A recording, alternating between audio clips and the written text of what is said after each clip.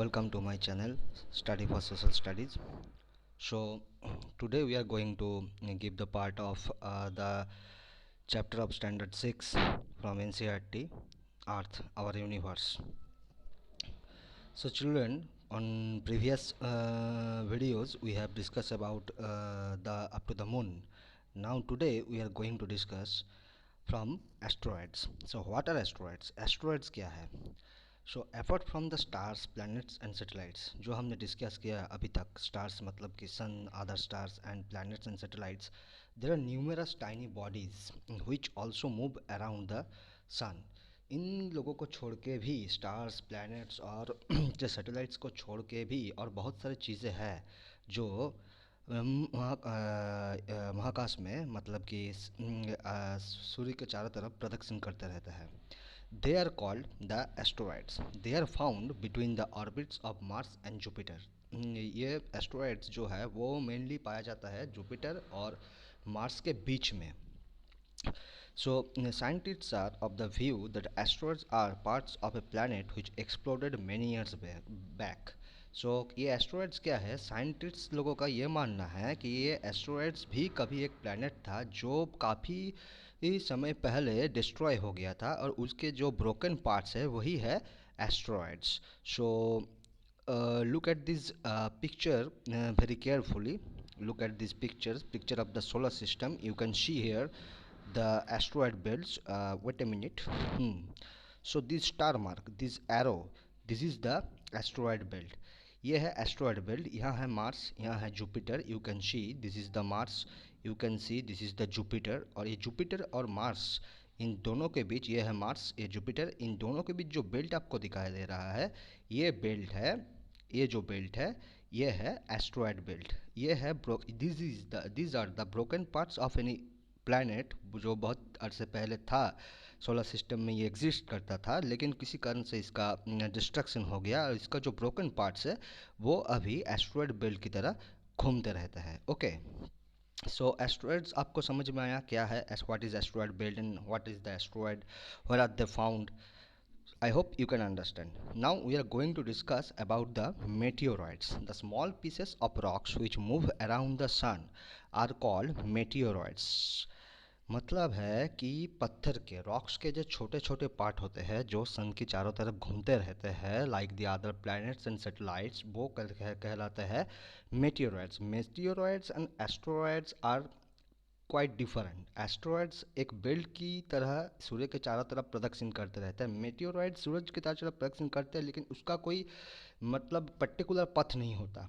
Some these meteoroids come near the earth and tend to drop upon it. Sometimes when they were revolving around the sun, they come very near to the earth and they tend to fall on it. मतलब जो सूरज की तरफ घूमते घूमते कभी कभी ये अर्थ की बहुत पास आ जाता है. Because of the gravitational power of the earth ये अर्थ की तरफ गिरने लगते हैं. लेकिन क्या होता है, during this process due to the friction of this with the air they get heated up and burned. As we know that earth has a layer of atmosphere. From the ground this atmosphere goes up to the 1000 kilometers. So जो जब ये broken parts मतलब ये the parts of those rock particles entered into the atmosphere of the earth, वो जो atmosphere होता है उसके साथ में इसका फ्रिक्शन होता है और फ्रिक्शन की वजह से क्या होता है, ये हीट अप होते हैं और बर्न होते हैं. It causes A flash of light. और बर्न होने की वजह से ये इसमें आग लग जाता है, लाइट होता है. Sometimes a meteor without being completely burn falls on the earth and creates a hollow. Hollow का मतलब है बहुत बड़ा गड्ढा खोद जाता है. ठीक है, गड्ढा खोदता नहीं है एस्ट्रॉयड्स. अगर आप किसी पत्थर को बहुत ऊपर से फेंक देंगे किसी नरम ज़मीन पे, तो देखिए अगर पत्थर जहाँ पे गिरता है वहाँ पे गड्ढा बन जाता है. ऐसा ही होता है पृथ्वी के साथ भी.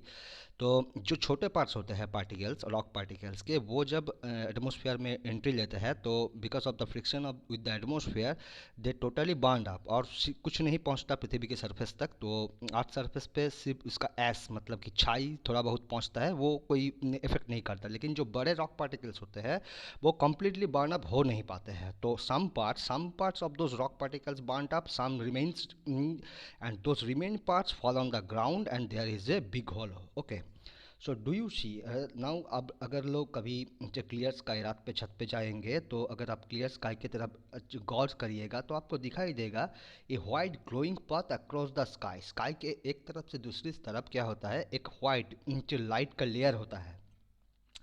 Okay, so it is a cluster of million stars. ये क्या है? हम लोग जानते हैं पहले से ही यूनिवर्स क्या है। Universe is made up of billions of galaxies and billions of A Galaxy is made up of billions of star and universe is made up of billions of galaxies. मतलब कई लाख कई करोड़ नक्षत्र से गैलेक्सी बनता है और कई करोड़ गैलेक्सी से बनता है एक यूनिवर्स। सो ये जो हमको दिखाई देता है वाइट लेयर जो एक तरफ से दूसरी तरफ तक फैला हुआ रहता है, this band is called the milky way Galaxy. अब गैलेक्सी क्या है? आवाज सोलर सिस्टम। और एक बात याद रखिएगा, आवाज सोलर सिस्टम मतलब सन और इसके जो प्लैनेट्स है जो इसके चारों तरफ घूमते रहते हैं, that is also a part of this galaxy. In ancient India it was imagine to be a river of light flowing in the sky. प्राचीन काल में जब साइंस इतना डेवलप नहीं था, शायद होगा भी, वो लोग जानते थे, लेकिन ये डिस्क्राइब किया गया है हमारे प्राचीन काल के पुस्तकों में कि ये एक लाइट का जो लेयर है। So that's why it was named as the milky way, और हिंदी में हम लोग कह सकते हैं आकाशगंगा। ठीक है। So what is Galaxy? So Galaxy is a gathering of millions of billions of stars and solar system and planets and satellites, so many things are there. A galaxy is a huge system. ये एक system होता है।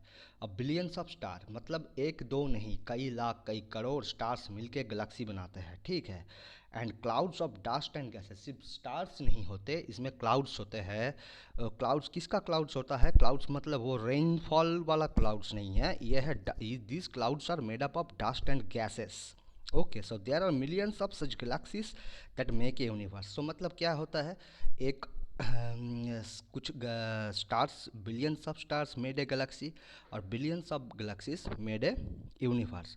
सो it is difficult to imagine how big the universe is. So हम लोगों के लिए ये मतलब पता लगाना बहुत ही मुश्किल है कि एक यूनिवर्स कहाँ तक मतलब कितना तक फैला हुआ हो सकता है। How big it is we can not imagine.